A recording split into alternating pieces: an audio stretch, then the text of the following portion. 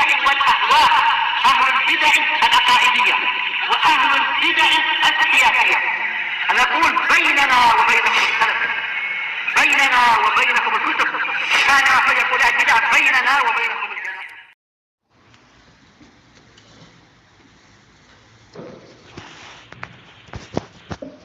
Bismillahirrahmanirrahim. Alhamdulillahilladzi arsala rasulahu bil huda wa dinil haqq liyudhhirahu 'alad dini kullihi wa kafaa billahi shahida. Wa asyhadu an la ilaha illallah wahdahu la syarika lah iqraran bihi wa tauhida. Wa asyhadu anna Muhammadan 'abduhu wa rasuluh sallallahu alaihi wa ala alihi wa sallama tasliman mazida la nabiyya ba'dah. Ikhwan fi din, a'azzani wa a'azzakumullah jami'an wa ra'akum. Kita lanjutkan bacaan kita terhadap syarah Ad-Durusul Muhimmah li 'ammatil ummah yang disyarah oleh Asy-Syaikh Abdul Aziz Ibnu Abdullah Ibnu Baz rahmatullahi alaih.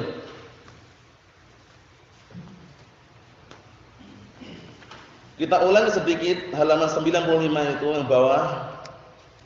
Kata beliau, wa idza nadarna ila hadhil arkan al-khamsah nara anna kulla wahidin yata'allaqu bi janibin hamin minal insan. Apabila kita perhatikan lagi kepada rukun Islam yang 5 ini, niscaya kita akan melihat bahwasanya masing-masing rukun itu ada keterkaitan dengan sisi yang sangat penting yang ada pada manusia. Kata beliau, wa anna kulla wahidin fi zawiyatin, dan bahwasanya masing-masing sudut, nah barakallahu fikum, atau masing-masing salah satu tersebut di sudut-sudut yang ada, yukawinu ruknan qawiyan wa 'amudan syadidan li baitil Islam alladhi ya'wi ilaihi mu'min, yaitu tersusun padanya pondasi yang sangat kuat dan tiang yang sangat kuat untuk rumah Islam yang orang mukmin kembali kepadanya. Karena agama Islam dibangun di atas 5 pondasi ini. Bunyal Islamu ala khamsin. Agama Islam dibangun di atas 5 perkara. 5 perkara tersebut yang dikenal dengan rukun Islam. Syahadatain. Kemudian apa? Menegakkan salat. Kemudian menunaikan zakat. Kemudian berpuasa Ramadan. Kemudian haji bagi yang mampu. 5 rukun tersebut kata beliau saling menguatkan dan sangat erat keterkaitannya dengan manusia. Fa kalimatus syahadati tastahwid 'alal qalb wa tadhhar atharaha 'ala al-jawarih. Maka kalimat syahadah asyhadu an la ilaha illallah wa anna Muhammadar Rasulullah, maka kalimat syahadat tersebut meresap dan menyusup serta masuk kepada hati, masuk ke dalam hati manusia. Setelah masuk bagaimana? Wa tadhhar atharaha, dan akan nampak pengaruhnya setelah dia mengucapkan syahadatain, itu nanti nampaknya alal jawarih, nampak pada anggota badannya. Jadi bukan sekedar ucapan saja. Nanti kalau dia mengucapkan asyhadu an la ilaha illallah wa anna Muhammadar Rasulullah, kok dia nyembah berhala, nyembah patung, nyembah kuburan, berarti dia belum bisa menerapkan konsekuensi keharusan daripada kalimat syahadatain. Nampaknya pada perbuatan tersebut. Tapi kalau belum berbuat kan enggak nampak. Kalau hanya ucapan belum diterima. Keyakinan saja belum sempurna, tapi harus ucapan, keyakinan, perbuatan. Perbuatan itulah yang disebut dengan apa? Pengaruh yang dihasilkan daripada syahadatain tadi itu. Nampak pada perbuatannya. Kita lihat.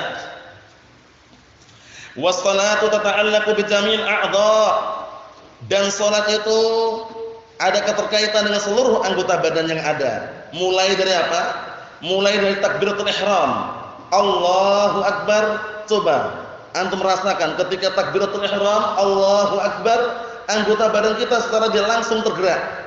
Mulai dari jemari terasa, kemudian persendian dan yang semisalnya. Kata beliau, bil idhafati ila kauniha as-silata al-wathiqah bainal 'abdi wa khaliqih. Ditambah lagi keadaan salat tersebut adalah keadaan yang apa? Yang dia itu merupakan ilaqah as-silah, yaitu menghubungkan atau penghubung yang sangat kuat antara hamba dengan penciptanya. Jadi kalau salat jangan main-main, yang serius salatnya. Jangan melirik kanan, melirik kiri atau banyak gerakan-gerakan yang tidak ada kepentingan, hindari. Salat fokus menghadap kepada Allah Subhanahu wa taala, pandangannya ke arah sujud. Utamakan, maksimalkan pandangannya ke arah sujud. Kalaupun di depan itu masih tidak masalah. Kanan, kiri, atas enggak boleh. Nah, barakallahu fiikum ya wa na'am. Tapi yang afdal mengarah ke arah sujud tadi itu. Fokus karena menghadap kepada Allah Subhanahu wa taala ini. Ikatan keterkaitan yang sangat kuat antara hamba dengan penciptanya adalah salat. Salat inilah pemisah antara apa? Orang kafir dengan orang mukmin. Ya enggak? Nah, sampai-sampai Rasulullah mengatakan al-ahdul ladzi bainana wa baina al-kufri as-shalah, faman tarakaha faqad kafar. Pemisah, perjanjian, perdamaian atau semisalnya pemisahnya, pembedanya antara orang kafir dengan orang muslim adalah salat. Maka barang siapa yang meninggalkan salat, sungguh dia telah kafir. Ini kalau salat apa? Bisa dikatakan salat seluruhnya. Satu salat saja berbahaya dia tinggalkan. Apa kata Rasulullah SAW? Man taraka al-'asr faqad habita 'amaluh. Barang siapa yang meninggalkan salat al-'asr, salat asar saja, sungguh amalan sudah terhapus. Padahal satu salat, apalagi kalau semua salat. Ini perlu kita perhatikan baik-baik, barakallahu fikum. Na'am. Karena sebagai tolak ukur kebaikan, ya kan? Kalau salatnya baik, nanti di akhirat dia akan apa? Amalannya bisa terhitung baik semuanya. Kalau salatnya jelek, terhitung nanti amalannya jelek semuanya itu. Sehingga sebagai bisa dikatakan barometer ukuran juga salat ini. Nah, cuman di dalam berdakwah salat ini adalah nomor 2. Lah kok bisa? Pertama tauhid. Orang salat tanpa tauhid enggak terima salatnya. Ya enggak? Oleh karena itu dakwah pertama kali tauhid. Paham ya? Setelah mentauhidkan Allah Subhanahu wa taala, barulah itu nanti didakwahkan padanya untuk salat. Menghadap kepada Allah Subhanahu wa taala. Tapi kalau salat tanpa diiringi dengan tauhid, salatnya tidak diterima. Salatnya tidak diterima. Nah, oleh karena itu ketika Rasulullah mengutus Mu'adz bin Jabal berdakwah ke mana? Ke negeri Yaman, Rasulullah enggak mengatakan ajari mereka salat. Paham ya? Tapi apa yang Rasulullah katakan kepada Mu'adz bin Jabal, "Ya Mu'adz, innaka sata'ti qauman min ahli kitab." Wahai Mu'adz, sesungguhnya kamu akan mendatangi sekelompok kaum dari kalangan ahli kitab. Apa kata Rasulullah sallallahu alaihi wa ala alihi wasallam kepada Mu'adz bin Jabal? "Falyakun awwal ma tad'uuhum ilaih syahadah alla ilaha illallah." Maka hendaknya yang pertama kali kamu jadikan untuk mendakwai mereka persaksian syahadatain. Bayangkan itu. Dalam riwayat ila an yuwahhidullah, agar mereka mentauhidkan Allah Subhanahu wa taala. Itu dakwah yang pertama kali. Setelah itu nanti baru salat, zakat, puasa, haji. Karena ukurannya tauhid tadi itu. Orang salat walaupun salatnya Masya Allah bagus, tapi dia masih nyembah berhala, nyembah patung, meminta kepada kuburan, meminta kepada Mbah Fulan, Mbah Alan misalkan, agar dilancarkan rezekinya atau agar mendapatkan kekayaan atau semisalnya, masih perlu dikoreksi lagi. Paham ya? Dikhawatirkan salatnya tidak diterima kalau dia belum mentauhidkan Allah Subhanahu wa taala. Allahumma musta'an.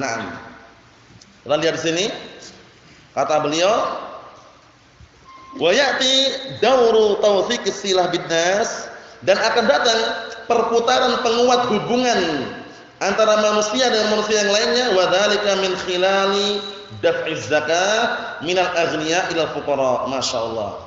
Ini keterkaitan hubungan rukun Islam, perhatikan baik-baik ini. Dan datang perputaran penguat hubungan taufiq, penguat asilah hubungan binnas, hubungan antara manusia. Wa dzalika kapan? Yang demikian itu terjadi min khilali daf'iz zakah, yaitu di sela-sela membagikan zakat. Orang-orang fuqara senang dapat zakat dari orang-orang kaya. Terhubung akhirnya, ya enggak? Terhubung akhirnya antara orang-orang kaya dan orang-orang yang fakir, yang mereka mendapatkan apa? Zakat tersebut. Minal aghniya ilal fuqara. Karena zakat itu diambil dari apa? Tu'khadhu minal aghniya wa turaddu ilal fuqara. Kan itu. Diambil dari orang-orang kaya diserahkan kepada orang-orang fakir. Nah, innamas shadaqatu lil fuqara wal masakin. Sedekah-sedekah, zakat harta atau yang semisalnya di antaranya yang berhak untuk mendapatkannya adalah fuqara wal masakin. Ataupun zakat harta jelas 8 asnaf, 8 orang yang disebutkan dalam Al-Qur'an Karim, bisa dilihat sendiri dalam surat apa itu? At-Taubah itu. Nah, barakallahu fiikum ya na'am. 8 orang, 8 asnaf yang mereka mendapatkan zakat harta. Adapun zakat fitrah pendapat yang rajih hanya fuqara wal masakin. Fuqara wal masakin. Jadi para ulama membedakan antara pembagian tersebut walaupun ada perselisihan. Naam. Ikhwani fid din, azzani wa azzakumullah, kita lihat di sini. Summa innal insana mu'allafun, itu kurang hamzah kalau tidak salah itu bacanya. Kalau mu'allaf itu susah itu. Mu'allafun. Itu kurang hamzah itu ya. Summa innal insana mu'allafun min ruhin wa jismin wa min safa'in wa syahwatin. Kemudian manusia disusun dari ruh dan juga jism. Paham ya? Manusia itu ada jism badan, ada rohnya juga. Coba kalau cuma badan tanpa roh, bisa dikatakan enggak hidup kan itu istilahnya. Dalam artian manusia itu tersusun dari ruh dan juga badan ini. Kemudian apalagi wa min safa'in syahwah, ada orang itu yang suci, bersih, maksudnya dalam artian orangnya masih belum terkotori dengan pemikiran-pemikiran atau istilahnya orangnya itu bisa dikatakan tabiatnya baik. Wa syahwah, dan ada juga orang yang memiliki syahwah dalam artian dia lebih mungkin mengedepankan hawa nafsu atau semisalnya. Falau turikal insan, kalau seandainya manusia dibiarkan begitu saja, la adda dzalika ilal bu'di 'anillahi ta'ala. Niscaya akan menghantarkan manusia tersebut semakin jauh dari Allah Subhanahu wa taala. Oleh karena itu adanya yang namanya apa tadi? Salat, zakat. Itu fungsinya agar mempererat hubungan antara hamba dengan Allah taala dan hamba dengan hamba yang lainnya. Na'am barakallahu fikum, seperti itu. Kita lihat lagi. Walidzalika syuri'as shaum. Oleh karena itu disyariatkannya puasa ini. Nah, kenapa kok puasa sebagai bahan untuk manusia itu saling merapat dan juga saling bertemu atau berkumpul atau misalnya. Kalau puasa itu kan nanti kalau malamnya ada salat tarawih. Ada salat tarawih yang mereka dianjurkan syariatkan untuk apa? Salat tarawih berjamaah bersama kaum muslimin kalau memungkinkan itu. Nah, kita lihat walidzalika syuri'as shaum. Oleh karena itu disyariatkannya puasa, tujuan diantaranya karena manusia punya ruh, punya jasad tadi itu, litasfiyati ruhihi wa tasfiyati nafsihi wa saqliha ini. Nah, artinya apa? Tujuannya untuk mensucikan, mensucikan rohnya dan mensucikan dirinya, dan juga untuk memperbarui ini, memperbaharui hati tersebut. Nah, karena diperbaharui dengan adanya puasa tersebut, kan gitu. Nah, wa ba'da an imtala'a al-qalb bil iman wal jawarih wal khusyu' lillahi ta'ala, kata beliau, dan setelah hati itu dipenuhi dengan keimanan dan juga anggota badan, serta dia sudah khusyuk kepada Allah Subhanahu wa taala, wa sukhiratil amwal lima yuriduhu Allah taala. Harta-harta itu ditundukkan, diberikan kepada siapapun yang Allah Taala kehendaki. Ya kan itu. Nah, barakallahu fikum. Ini termasuk apa? Bentuk bahwasanya keterkaitannya sangat kuat rukun Islam yang 5 itu dengan barakallahu fikum manusia. Kita lihat di sini. Ya'ti, setelah itu bagaimana? Setelah orang punya harta banyak, punya harta yang melimpah, bukan berhenti sampai di situ. Kata beliau, ya'ti dauru taqwiyatir rawabit al-istima'iyah bainal alam islami. Datanglah perputaran untuk menguatkan keterkaitan apa?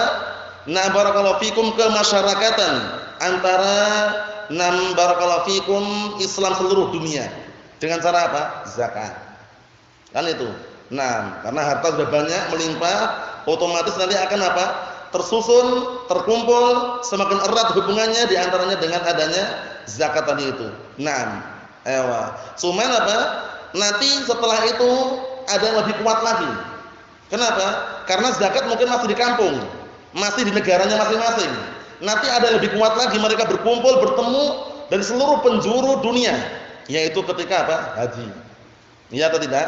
Ketika haji mereka bertemu, berkumpul dari seluruh dunia, bisa dikatakan gitu. Kita lihat, wa dzalika min khilali mu'tamarihim al-kabir al-hajj alladhi ya'ti ilaihi an-nas min kulli fajjin 'amiq.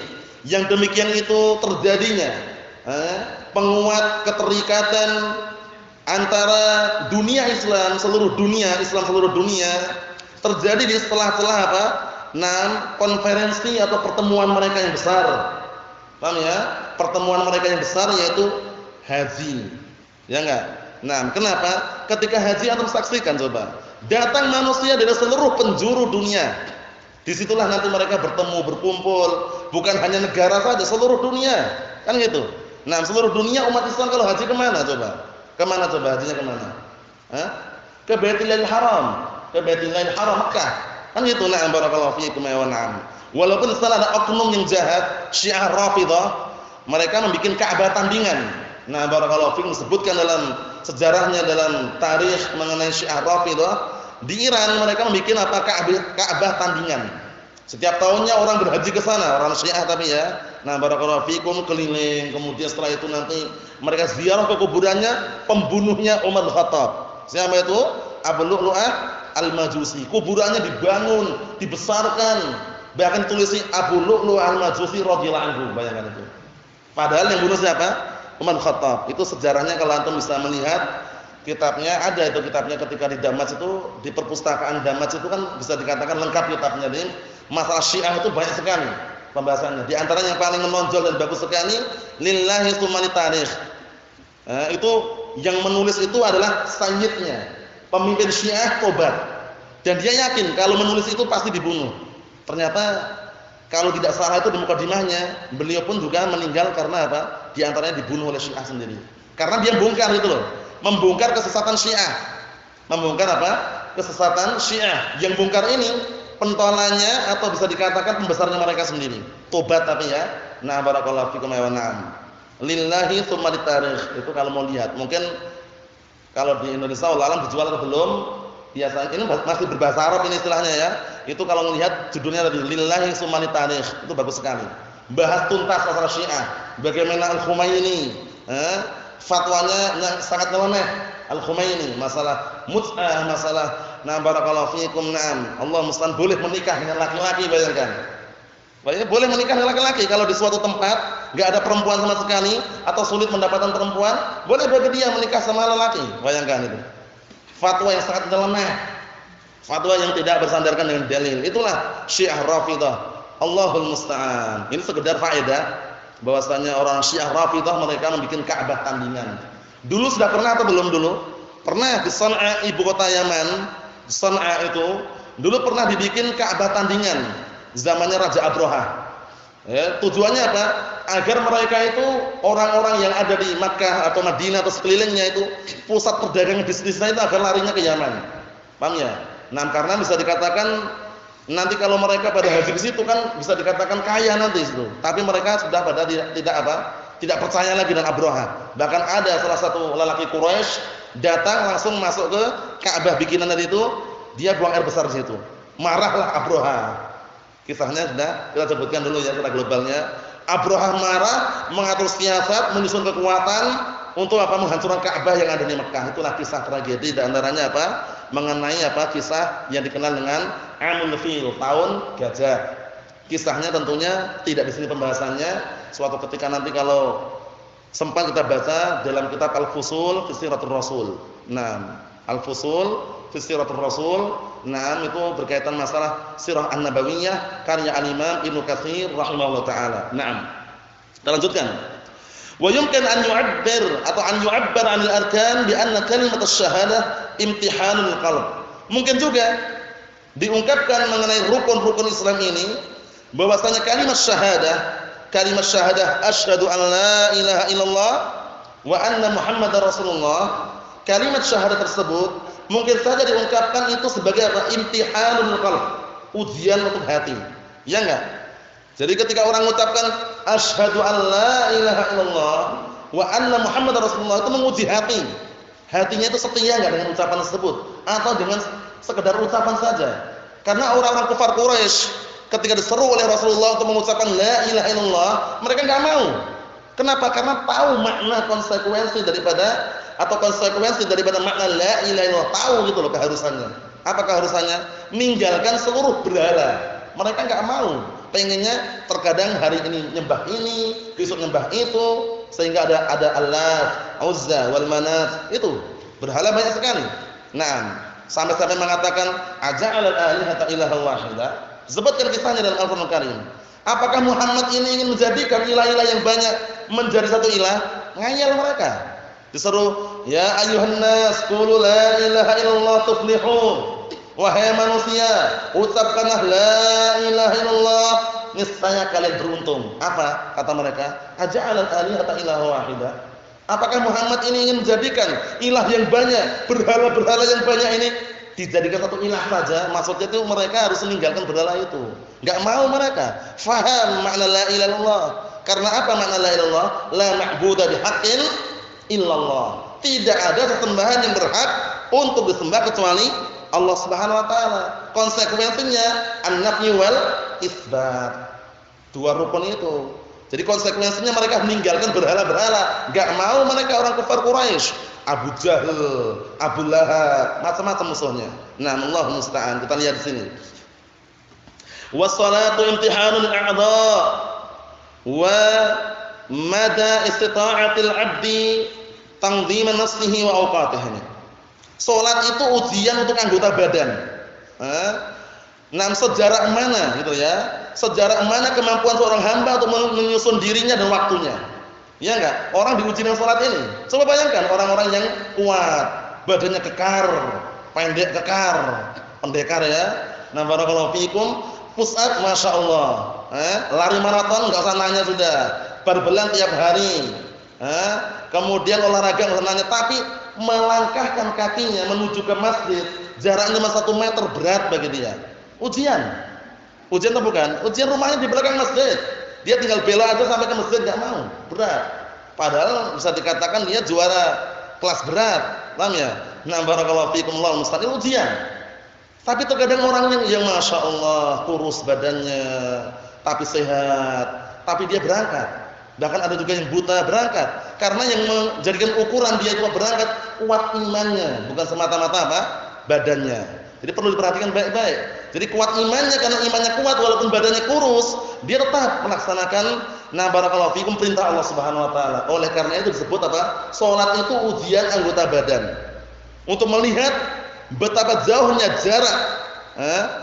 Jarak kemampuan dia itu betapa jauhnya dilihat. Kemampuan seorang hamba untuk menyusun, mengatur dirinya dan waktunya. Kalau orang tidak bisa mengatur waktunya, bertabrakan terus dengan kerjaannya. Terutama orang-orang awam yang jauh dari ilmu, yang kerja bangunan atau semisalnya, biasanya kalau waktu asar, itu kan wah ini nanggung ini. Adonan semennya belum habis nanggung katanya. Akhirnya diselesaikan dulu sampai jam 5 itu baru salat asar. Allah musta'an. Padahal berseberangan, bertabrakan di situ. Nah, Allah musta'an. Ujian itu. Kita lihat sini. Wa anna zakata imtihanul insan fi malihi. Zakat juga ujian. Menguji manusia terhadap hartanya. Orang yang pelit bagaimana? Mana ada mereka mau mengeluarkan hartanya? Eman-eman. Padahal cuman berapa? Yang sudah kemarin kita sebutkan, 2,5%-nya saja itu. Nah, barakallahu fiikum, sebanyak apapun hartanya kalau sudah mencapai nisabnya, 2,5%-nya kan gitu.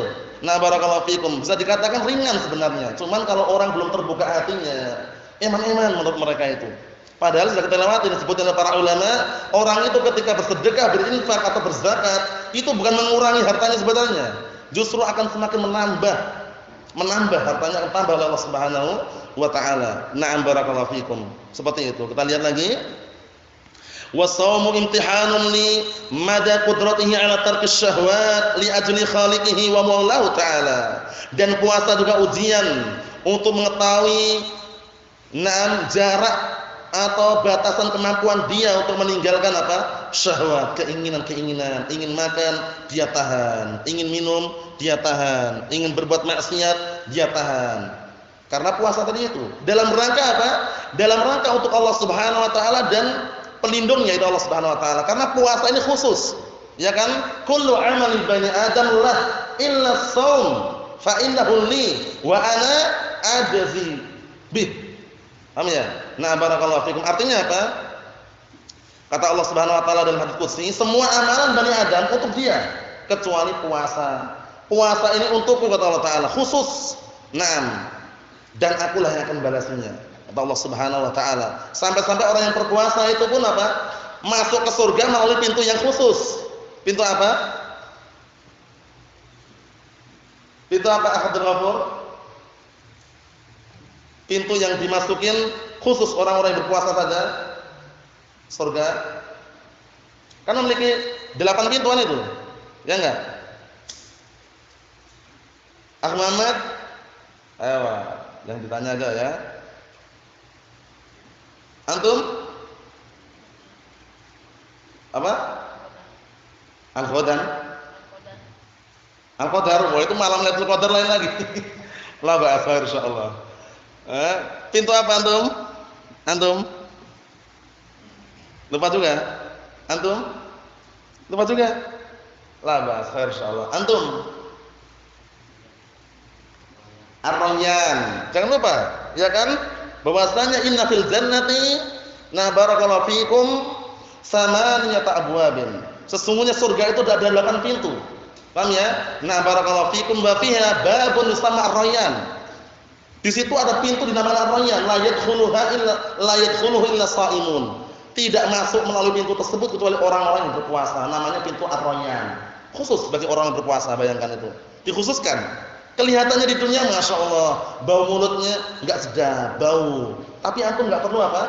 Enggak perlu khawatir, wah ana enggak enak, jadi harus enggak puasa, harus dirawat bau mulutnya atau semisalnya. Enggak usah khawatir. Apa kata Rasulullah SAW? La khuluf famis shaim atyabu. Nah, barakallahu rihan indallah min rihil misk. Atau kama qala Nabi SAW. Artinya apa? Sungguh-sungguh bau mulutnya orang yang berpuasa itu di sisi Allah Ta'ala nanti lebih wangi daripada bau misik. Bayangkan itu. Bagi orang berpuasa. Ini keutamaan tersendiri barakallahu fikum. Nah, berikutnya. Wa annal hajja imtihanun limada qudratihi 'ala tahammulil masyaq wa ti'alis sabar wa at'ab ini. Ini yang benar at'ab ini. Ini kurang hamzah juga ini. Ya benar. Kurang hamzah juga itu yang benar ya. Ayo. Ana ulangi lagi. Wa annal hajja imtihanun limada qudratihi 'ala tahammulil masyaqi wa at'abis safari fi sabilillah taala. Haji juga ujian.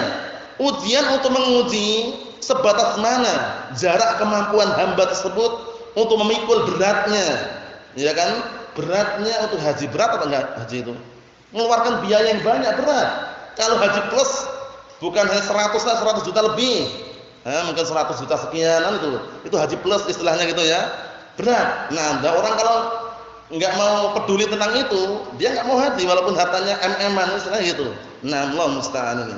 Wa at'abis safar fi sabilillah, dan juga capeknya ketika safar di jalan Allah Subhanahu wa taala. Karena haji juga termasuk apa? Safar jalan Allah Subhanahu wa taala, menuju ke rumah Allah Subhanahu wa taala. Nah, ini ujian semuanya. Ujian untuk menguji hamba tersebut. Coba antum saksikan orang-orang yang kaya, yang mereka tidak terbuka hatinya, itu walaupun hartanya melimpah, bisa dikatakan MM-an atau lebih, itu enggak terpetik sama sekali untuk haji, untuk umrah. Anak pernah nyoba satu orang, tapi enggak usah sebutkan namanya, orang awam. Nah, barakallahu fikum, dia bisa dikatakan hartanya banyak, sapinya enggak usah nanya, sapi itu, lembu. Banyak gitu ya. Kenapa antum enggak umrah atau haji? Sebenarnya anak ini kalau umrah pun mampu, 5 kali pun siap, tapi untuk saat ini belum siap katanya. Belum siapnya itu ternyata apa ya? Tadi itu di antaranya. Badannya sehat padahal. Paham ya? Nah, karena belum terpetik tadi, belum ada keinginan katanya. Padahal saat itu mungkin bisa itu istilahnya. Itulah hidayah itu sangat penting barakallahu fikum. Nah, ketika belum mendapatkan hidayah, merasa harta itu eman-eman untuk dikeluarkan. Allah musta'an. Nah, barakallahu fikum. Semoga kita termasuk orang-orang yang bisa apa? Nah, senantiasa di atas hidayah tersebut. Kita ambil dikit lagi. Kata beliau, makanatu la ilaha illallah, kedudukan la ilaha illallah. Kedudukannya bagaimana la ilaha illallah tersebut? Kita lihat, fa innaha kalimatun yu'linuha al-muslimun fi adanihim wa iqamatihim wa fi khutabihim wa muhadatsatihim wa hiya kalimatun qamat bihal ardu was samawat. Masyaallah. Kedudukan la ilaha illallah di sisi syariat bagaimana? Sesungguhnya kalimat la ilaha illallah adalah kalimat yang diumumkan, yang dikumandangkan oleh orang muslimin ketika adzan mereka. Coba ketika adzan ada lafaz la ilaha illallah atau tidak? Ada.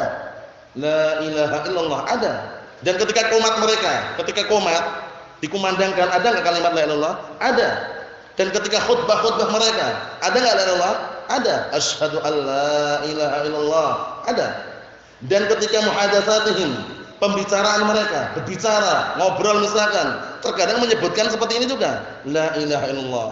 Melihat kejadian yang sangat mengharukan atau mengherankan atau mengerikan, la ilaha illallah. Muncul lagi kalimat tersebut. Nah, kemudian apa kata beliau?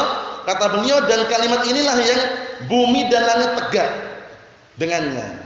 Maksudnya kalimat la ilaha illallah ini kalimat yang bisa apa? Membikin tegak bumi dan langit di antaranya dengan seizin Allah Subhanahu wa taala. Karena nanti akan hancur di akhir zaman ketika kalimat la ilaha illallah enggak diucapkan lagi, tegaklah hari kiamat. Kan itu. Sebagaimana sabda Rasulullah sallallahu alaihi wa ala alihi wasallam, la taqumus saah hatta la yuqal fil ardi Allah Allah. Ya kan? Tidak akan tegak hari kiamat. Sampai kapan? Sampai di muka bumi tidak lagi diucapkan kalimat la ilaha illallah. Maksudnya tinggal orang-orang jahat, tinggal orang-orang yang rusak semuanya. Lah orang-orang salafiyun kemana? Sunniyun salafiyun, sabitun misalkan, kemana mereka? Meninggal dunia. Orang-orang yang beriman setelah tragedi, kejadian sejarah yang sangat mengharukan, yaitu ketika Ya'juj wa Ma'juj sudah dimusnahkan oleh Allah Subhanahu wa taala. Allah Subhanahu wa taala mengutus semacam rih, angin yang sangat lembut sekali, halus, dipermisalkan bagikan sehalus sutra. Orang-orang yang beriman semuanya yang tersentuh atau menghirup angin tersebut, na barakallahu fikum, meninggal seketika. Tinggallah orang-orang jahat, orang-orang yang rusak, orang-orang yang tidak bermoral, orang-orang yang intinya semuanya kejahatan. Enggak ada lagi kalimat la ilaha illallah diucapkan. Sampai-sampai Makkah, Baitullahil Haram, Ka'bah dihancurkan oleh sosok yang sangat kecil, pendek, paham ya? Hitam warna kulitnya. Siapa yang menghancurkan tersebut? Dzu Suwaiqatain. Dzu Suwaiqatain. Dzu Suwaiqah. Suwaiqah itu tasghir saqah. Saqah kan betis. Suwaiqah dari betis kecil. Dzu Suwaiqatain orang yang memiliki dua betis kecil. Dari mana asalnya? Dari Habasyah, Ethiopia. Ethiopia itu negara, paham ya? Identiknya kulitnya kulit hitam, berkulit hitam mereka. Paham ya? Jadi disebutkan dalam penjelasannya itu sudah hitam, kecil, kemudian apa? Dua betisnya kecil, paham ya? Tapi apa? Menghancurkan Ka'bah, bayangkan, enggak sembarangan. Dulu ada pernah ingin dihancurkan oleh siapa? Abraha, yang tentaranya dikenal tentara besar, enggak sembarangan, tentara pasukan gajah. Gajahnya Abraha sendiri paling besar. Siapa nama gajahnya Abraha? Mahmud. Kalau ini hafal ya, Mahmud sering disebut ya. Gajahnya Abraha Mahmud paling besar, itu pun enggak mampu menghancurkan, bayangkan. Tapi nanti di akhir zaman, Dzu Suwaiqatain ini yang Rasulullah sabdakan, yukharribul Ka'bah yaumil qiyamah, Dzu Suwaiqatain min Habasyah. Atau kama qala Nabi sallallahu alaihi wasallam. Artinya apa? Nanti dari kiamat Ka'bah akan dihancurkan oleh Dzu Suwaiqatain dari Habasyah, dari Ethiopia. Nah, barakallahu fiik, dihancurkan. Batu-batanya dicabut satu persatu. Enggak ada satupun yang istilahnya mengatasi atau menghalau, enggak ada. Karena apa? Enggak ada lagi kalimat la ilaha illallah diucapkan, gitu loh. Adanya orang jahat semuanya, kerusakan semuanya. Nah, saat itulah tegak hari kiamat. Wal iyadu billah. Naam. Sejelek-jelek manusia adalah orang yang masih hidup dalam keadaan menyaksikan hari kiamat. Sebagaimana sabda Rasulullah sallallahu alaihi wa ala alihi wasallam, "Inna syarran nas 'indallahi man adraka as-sa'ah atau man yudriku as-sa'ah wa hum ahya." Man yudrikuna as-sa'ah wa hum ahya. Atau kama qala Nabi sallallahu alaihi wasallam. Artinya apa? Sejelek-jelek manusia di sisi Allah Ta'ala adalah orang-orang yang menyaksikan hari kiamat dalam keadaan masih hidup. Lah kenapa dikatakan sejelek-jelek manusia? Enggak ada lagi orang beriman, tinggal orang jahat semuanya itu. Allah musta'an. Oleh karena itu ini bagus sekali penjelasannya ini. Kalimat tauhid adalah kalimat yang apa? Yang bumi dan langit itu tegak dengannya. Karena kalau hari kiamat kan berjatuhan semuanya. gugur, paham ya? Hancur kan itu istilahnya. Kita lihat. Wa khuliqat li ajliha jami'ul makhluqat, dan juga diciptakan seluruh makhluk-makhluk dalam rangka untuk apa? Merealisasikan, mewujudkan dan juga menerapkan kalimat la ilaha illallah. Wa ma khalaqtul jinna wal insa illa liya'budun. Tidaklah aku ciptakan jin dan manusia melainkan agar mereka beribadah kepadaku, kata Allah Taala. Beribadah di antaranya apa? Yaitu tadi harus menerapkan, merealisasikan, mewujudkan keharusan daripada kalimat la ilaha illallah. Naam. Wa biha arsalallahu rusulah, dan dengan kalimat tauhid inilah Allah Taala mengutus para rasul untuk mendakwakan apa? Tauhid. Wa laqad ba'atsna fi kulli ummatin rasulan an i'budullaha wajtanibut taghut. Artinya apa? Sungguh kami telah mengutus setiap umat seorang rasul. Apa yang disuruhkan? Agar mereka menyerukan beribadahlah kalian kepada Allah Taala dan tinggalkan taghut. Itu makna apa? An-nafyu wal isbat, la ilaha illallah. Kita lihat lagi. Wa anzala kutubahu wa syara'a syara'i'ahu, dan dengan kalimat la ilaha illallah, kalimat tauhid, Allah Taala menurunkan kitab-kitabnya dan mensyariatkan syariat-syariatnya. Wa li ajliha nusibatil mawazin, dan juga dengan apa? Dengan sebab kalimat la ilaha illallah ditetapkannya timbangan-timbangan. Coba bayangkan, orang yang sudah bisa dikatakan menyerah, pasrah dia, melihat catatan amalan kejelekannya 99 catatan, yang masing-masing catatan sejauh mata memandang, pasrah dia, wah, dah pasrah nih. Mau enggak mau udah binasa dia. Ternyata dia masih punya bitokoh, kartu yang bertuliskan apa? La ilaha illallah. Ditimbanglah oleh Allah Subhanahu wa taala. Kartu tadi itu yang bertuliskan kalimat la ilaha illallah dengan 99 catatan amalan kejelekan. Ditimbang ternyata apa? Kalimat la ilaha illallah yang lebih berat. Selamatlah dengan apa? Kalimat tadi itu. Bayangkan ini. Satu kalimat, tapi Allah Subhanahu wa taala menghendaki dengan itu semuanya. Wa wudi'atid dawawin, dan juga diletakkan dawawin, lembaran-lembaran amalan. Wa qama suqul jannah wan nar, dan juga tegak pasar surga dan neraka. Nah, barakallahu fiikum. Kenapa? Karena di sana ada pasar-pasar penduduk surga, kan itu. Nah, kalau neraka jelas posisinya apa? Mereka terazab, walaupun kalau seandainya berkumpul pun terazab sama mereka, enggak merasakan nikmat sama sekali. Paham ya? Nah, seperti itu. Ya, kalau ini yang dimaksud adalah apa? Pasar. Memang kalau surga ada pasarnya ya. Tapi nanti kita lihat lagi, soalnya di sini tulisannya suq. Suq kan pasar. Nah, cuma kalau pasar surga memang, tapi kalau pasar neraka itu wallahu alam. Paham ya? Nah, yang jelas kalau pasar surga ada. Jadi mereka itu setiap hari Jumat mereka berkunjung ke pasar-pasar surga itu, melihat wajah Allah Subhanahu wa taala, masing-masing berada di kamarnya masing-masing. Dalam riwayat seperti itu. Kemudian yang laki-laki setiap kali melihat tambah ganteng, yang perempuan tambah cantik. Nah, seperti itu.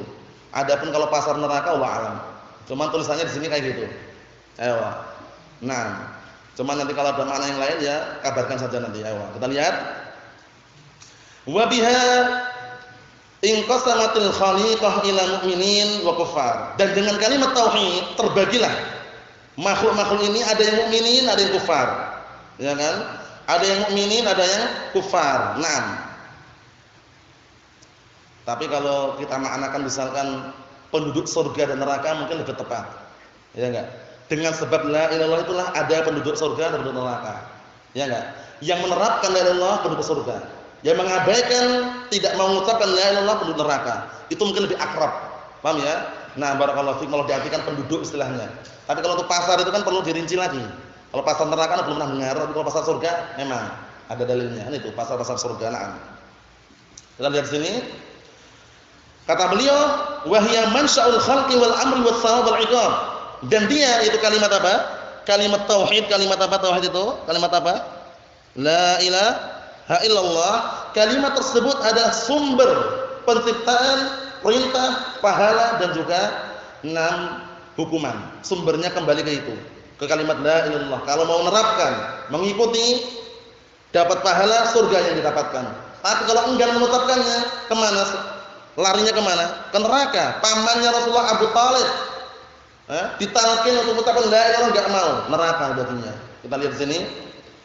Baca dari bawah itu ya. Kata beliau, wa hiya al-haqq alladhi khuliqat lahu al-khaliqah wa anha wa an huquqiha as-su'al wal hisab. Yang mana kalimat la ilaha illallah adalah kalimat yang benar yang semua makhluk diciptakan untuknya. Dan tentang kalimat tersebut dan tentang hak-hak kalimat tersebut, pertanyaan dan juga perhitungan amalan. Bagaimana dulu menerapkan kalimat tersebut la ilaha illallah dipertanyakan. Wa 'alaiha yaqa'us shawab wal 'iqab, dan juga barakallahu fikum atas kalimat la ilaha illallah terjadinya pahala dan juga hukuman. Tergantung bagaimana dia menerapkannya, dan juga kalau menerapkan melaksanakan pahala yang didapatkan, menolak, membangkang, mengingkari maka hukuman yang didapatkan. Wa 'alaiha nusibatul qiblah, dan juga dengan sebab la ilaha illallah ditetapkannya kiblat. Orang menghadap kiblat ngapain? Salat kan di antaranya. Salat menghadap kiblat karena di situ juga ada la ilaha illallah di situ. Tiada sembahan yang berhak untuk sembah kecuali Allah. Ya di antaranya ibadah salat menuju ke arah mana? Kiblat kan itu, Baitullahil Haram, rumah Allah Subhanahu wa taala. Dan dari sini Ka'bah ya, kita lihat di sini kata beliau. Wa 'alaiha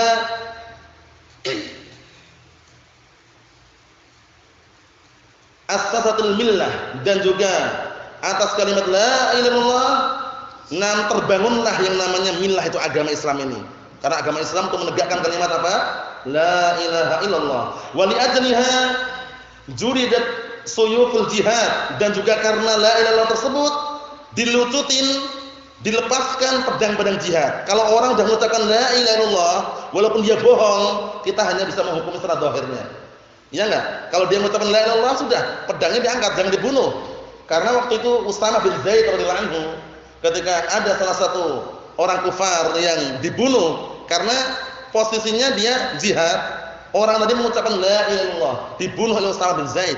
Karena bayangannya atau pikirannya Usamah bin Zaid itu merasa dia mengucapkan karena takut atau karena biar aman saja dirinya.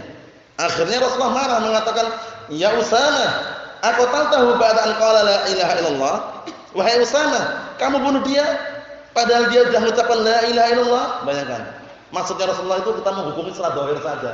Zahirnya mengucapkan ya jangan dibunuh gitu loh. Perkara batinnya urusan dia dengan Allah Subhanahu wa taala. Paham maksudnya? Ini kata beliau ini. Dengan sebab la ilaha illallah dilepaslah pedang-pedang jihad. Wa hiya haqqullahi 'ala jami'il ibad, yang mana la ilaha illallah adalah hak Allah atas seluruh hamba-hambanya. Fa hiya kalimatul Islam, yang mana la ilaha illallah adalah kalimat al-Islam, wa miftahu daris salam, dan kunci negeri keselamatan di surga, wa anha yus'al al-awwalun wal akhirun, dan tentang kalimat la ilaha illallah akan ditanya orang-orang terdahulu dan orang-orang belakangan. Fala tazulu qadama al-'abdi baina yadayillah, dan tidak akan geser kedua telapak hamba di hadapan Allah Subhanahu wa taala hatta yus'ala an mas'alatain, sampai dia ditanya tentang dua permasalahan. Pertama, mata kuntum ta'budun, apa yang dulu kalian sembah? Coba bayangkan, kembali ke la ilaha illallah ini. Wa mata ajabtumul mursalin, dan apa yang kalian jawab tentang para rasul? Apakah kalian memenuhi panggilan mereka, memenuhi dakwah mereka?